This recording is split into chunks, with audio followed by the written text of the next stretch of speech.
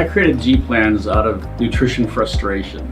One day during nutrition studies at Duke University, we came across a revelation. We discovered that everyone has a completely unique metabolic structure and type. Eating a generic diet program will not get you the results you want, and you will continue on a path of yo-yo dieting forever. Ultimately, sustainable food programs are built within your own specific metabolic template. I eat what Dr. G tells me to eat for my metabolic type. I don't call this program a diet because I eat more than on other programs.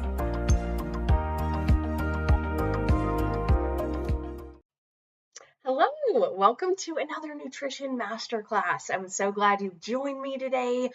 We have a great topic we're going to discuss today on monitoring progress beyond the scale alone. So essentially discussing why it's so important to have another way to gauge your progress aside from the scale. And we're going to discuss a little more of why the scale can fluctuate so much and why it's important to, of course, not use that as your only way to watch your progress. So going to discuss that today. Also want to mention as we get started here, we have a great deal to take advantage of today.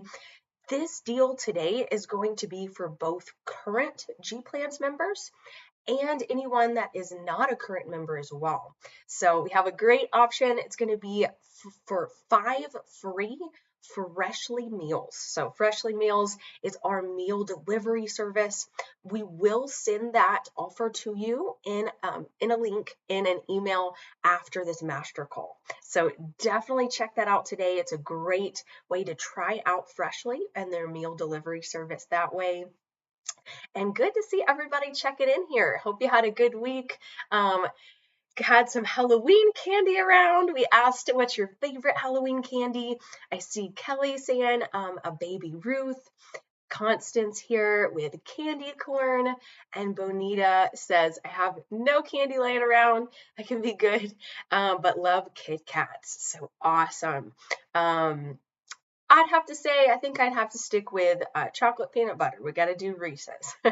But yeah, hopefully that Halloween candy's getting cleared out, so it's kind of out of the way now. Glad you got to enjoy. We're going to go ahead and get started here in just a couple minutes, but do want to remind you, please feel free, any questions, comments, anything that may come up throughout this presentation, feel free to add that to that chat box, and we'll definitely have a discussion. I'll take some of those questions at the end here today. So we're going to get started here in just a minute. All right.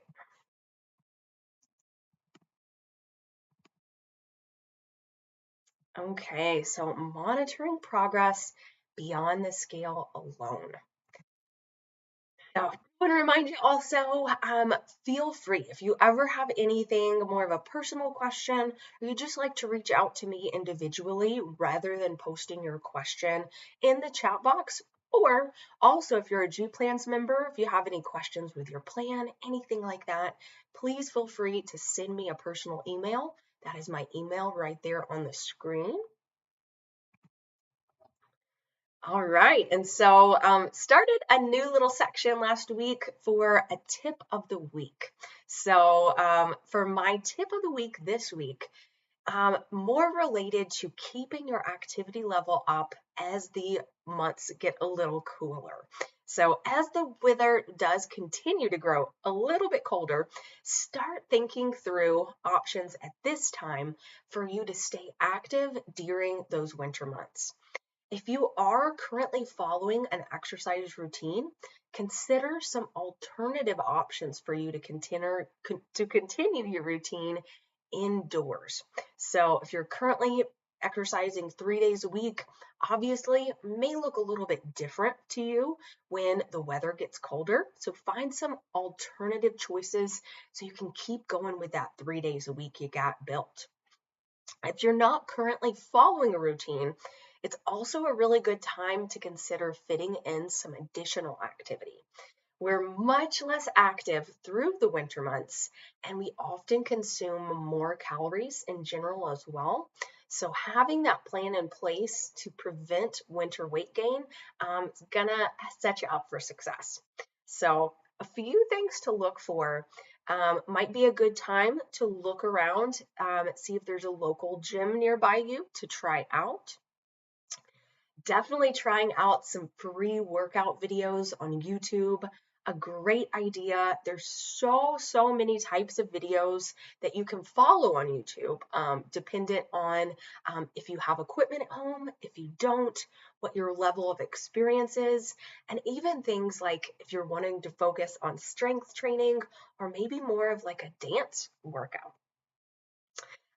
Also, a good tip is stay active during each commercial break. So if you're watching TV on those commercial breaks, get up, do some squats, maybe some sit-ups, some jumping jacks. If you have stairs at home, walk those stairs. If you do have this available to you, walk on an indoor track or maybe inside a mall. This is a good one as well. Take advantage of free trial classes at local gyms or group classes near you.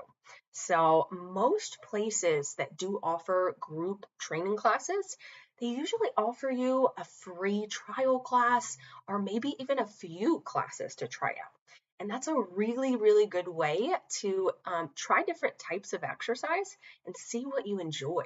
So go ahead and take advantage of that. And lastly, invest in a piece of cardio equipment and make it fun. So we oftentimes can have, cardio equipment at our house that maybe we don't use as much as we had intended to. Focus on making it more enjoyable. So try exercising while watching your favorite show, listening to music, things like that. All right, so just a few things to think about there. All right, and getting into our topic today. So when your focus is on weight loss, it can be easy to have a hyperfixation on the scale. However, this is often not the best way to track our progress. Our weight can fluctuate for a variety of reasons, and sometimes the scale does not show us the full picture of the improvements that you're making in your overall health. Today, we're going to discuss additional ways to monitor your progress, as well as a few tips on how and when to step on the scale if you choose to do so. Starting off, why do we place so much importance on the scale? A little history. In 1864, one of the first diet books was written, and with it came the popularity of penny scales in grocery stores and drugstores. By the early 1900s, the BMI scale was then created. It was created as a statistical exercise, not a medical instrument, and was never intended for clinical use. Today, the BMI chart is used by health insurance companies to identify if an individual is at a healthy weight. However, there are many discussions that the BMI chart may be outdated and not the best way to determine a healthy weight. The biggest flaw is that BMI is only an estimate of adipose tissue in the body. These indexes cannot differentiate fat from muscle in the body. In today's modern world, we have updated technology to calculate body mass. Rather than solely relying on the scale, it is important to consider body composition as a whole. A good example of this is gaining weight when you're beginning a resistance training routine. When you first start lifting weights, you'll notice your weight go up a bit on the scale. This is due to building lean muscle mass. Over time, this increased muscle mass will help to boost your metabolism and reduce your body fat percentage. While you might weigh more on the scale, you have improved your health and reduced your body fat. Sometimes the scale alone does not show you the full picture of your health. So, why is focusing too much on your weight not a great idea? Ultimately, focusing too much on your weight on the scale can take the focus away from what is most important: building and maintaining healthy habits that fit into your lifestyle. When we place too much emphasis on the scale, it can cause us to feel that our weight is the primary way to measure both our health and our progress towards our goals. This can cause us to miss other positive changes and improvements in our health. It can also be a contributor to yo-yo dieting, when you might drastically cut your calories if you find out that your weight is up on the scale. In the long term, those periods of restriction and relapse into old habits can cause you to develop more poor eating habits and lead to a slower metabolism as well. So when we rely solely on the scale to determine our progress, this can lead to frustration and eventually us falling off track with our goals. When we understand that health is much more than a number on a scale, it can help us to focus on additional ways to monitor our progress and building lasting habits rather than following crash diets that backfire in the long run. Having too much of a focus on the scale also reinforces in our minds that our weight is the best indicator of overall health, which is simply not true. It's important to keep track of other ways to monitor your progress. Non-scale victories are great ways to notice positive changes in your health rather than focusing on the scale alone. Adding weight to a resistance exercise, lowering your blood pressure, and noticing increased energy are a few good examples of non-scale victories. Knowing that the scale is a useful tool to gauge your progress, but there are so many other ways to see positive changes that you might miss out on if you're too focused on the scale. So, going to mention a few other ways to track your progress aside from the scale. I do recommend, of course, with the scale alone, definitely at least use one or two other tools to track your progress in addition, so that you can get a better picture overall of the changes you're making. So first off, body fat percentage. Tracking your body fat percentage is really an excellent way to monitor progress aside from just your weight. The important thing to remember is that with most ways to track your body fat, they're simply a good estimate. So there's lots of body fat scanners, there's scales that you can use at home. All of these, for the most part, are going to be really good estimates of your body fat percentage. There's lots of factors that can also throw off that body fat reading. So in general, for most ways to record your body fat, you're going to want to look at it in terms of kind of trends. So if you do notice that over time you are consistently reducing your body fat percentage, it's a great way to notice those changes in your body composition overall. Tracking your body fat on occasion can be a good way to see positive changes in that body composition rather than only focusing on your weight. And non-scale victories, like I just mentioned, they're so important to take notice of. Some examples of non-scale victories are things like being able to run around with your kids longer, lowering your cholesterol levels, or adding weights to your gym workout. Very often, non-scale victories can often be closely related to your why, which is the real reason why you started your nutrition plan in the first place. Next is measurements. So it's so important to track your measurements.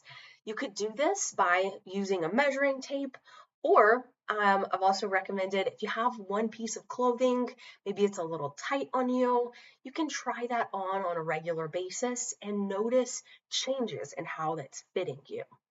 Measurements are an excellent way to monitor your progress, as you can see those inches lost or even inches gained in certain places due to increased muscle mass over time.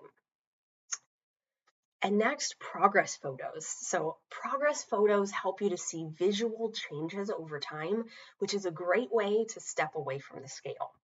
When you build lean muscle and lose body fat, sometimes this can lead to an increase in body weight. However, in those progress photos, you can notice more muscle definition and see those physical changes taking place. So, when should I weigh? So, in order to get a really good idea of your weight and make sure that you're not hyper fixated on it, this is a few things to focus on. When you do step on the scale, it's best to ensure that you weigh yourself around the same time of day each time that you do. If you do decide to weigh yourself regularly, it's a good idea to do so in addition to measurements, progress photos, or another way to record your overall progress. Because the scale can fluctuate so easily, an additional way to gauge your progress will help you to see body composition changes as a whole rather than focusing on the scale alone. Ensure that when you do weigh yourself that you step on the scale at the same time of day. Our weight fluctuates throughout the day, so it's best to record your weight first thing in the morning before eating or drinking anything. It's also important to understand there are many factors that can cause changes in our weight. Fluctuations can be caused by dehydration, sodium intake, alcohol, stress, a lack of sleep, and many other factors. This is one of the primary reasons why focusing on the scale alone to determine progress is often not an accurate indicator of improvements in health, and it can lead to frustration and possibly falling off track with your plan. In conclusion here, at the end of the day, stepping on the scale can be a good way to track your progress, but it's not a great idea to use it as your only way to determine progress towards your goal. When we place too much emphasis on the scale, it can cause us to focus on our weight as our only indicator of health and ignore other positive changes occurring. Because the scale can fluctuate for so many reasons, it's important to look for additional ways to see progress. Focus on building healthy habits that you can stick with, and don't place all of your focus on the scale alone. So I hope this was a good topic today. Please, at this time, since we've come to the end, feel free to add any other questions you may have right now into our chat box here. All right. So yeah, again, I hope this was a helpful topic today. So just want to reinforce, of course, with weighing yourself on a regular basis, there's few other indicators, things to look for to gauge your progress alongside the scale. Don't use that as your only way to measure your progress with your plan. So focus on other ways to look at that progress. Non-scale victories are a huge one. And then maybe using, of course, measurements, progress photos, things like this as well. So do want to mention again, please feel free next week to take advantage, this week, take advantage of this great deal that we have with our Freshly meals. So you will be able to receive those 5 free Freshly meals, whether you're a current member of G Plans or not. Go ahead and check for that in your email at this time. And next week, our topic, we're going to discuss how hormones can affect your weight loss progress. So hormones can be a pretty complex piece to weight loss, they can definitely affect your progress as a whole.